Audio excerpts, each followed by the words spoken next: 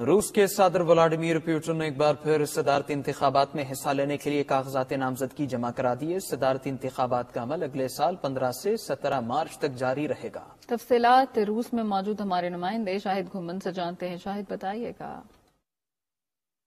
جی بالکل، روسی صدر ولادیمیر پوتن نے ایک بار پھر صدارتی انتخابات میں حصہ لینے کے لیے کاغذات نامزدگی جمع کروا دیے ہیں۔ صدارتی انتخابات کا عمل اگلے سال 15 سے 17 مارچ تک جاری رہے گا۔ صدر پوتن کے حامیوں نے 16 دسمبر کو انہیں باضابطہ طور پر 2024 کے صدارتی انتخابات میں بطور آزاد امیدوار حصہ لینے کے لیے نامزد کیا تھا۔ صدر پوتن 17 مارچ کو 5ویں صدارتی مدت کے لیے الیکشن میں حصہ لیں گے، لیکن آزاد رائے شماری سے پتہ چلتا ہے کہ 80% سے اوپر کی منظوری کی درجہ بندی کے ساتھ صدر پوتن کی حمایت مضبوط ہے، اس لیے ان کا بطور صدر 5ویں مرتبہ جیتنا تقریباً یقینی ہے۔ یہاں پر میں یہ بھی بتاتا چلوں کہ 71 سالہ صدر پوتن اب اپنی 24 سالہ روسی قیادت میں توسیع کریں گے۔ صدر پوتن 1999 سے اب تک صدر اور وزیر اعظم کے عہدے پر فائز ہیں اور جوزف اسٹالن کے بعد اب ان کا دور روس کے کسی بھی حکمران کا طویل ترین دور ہے۔ جی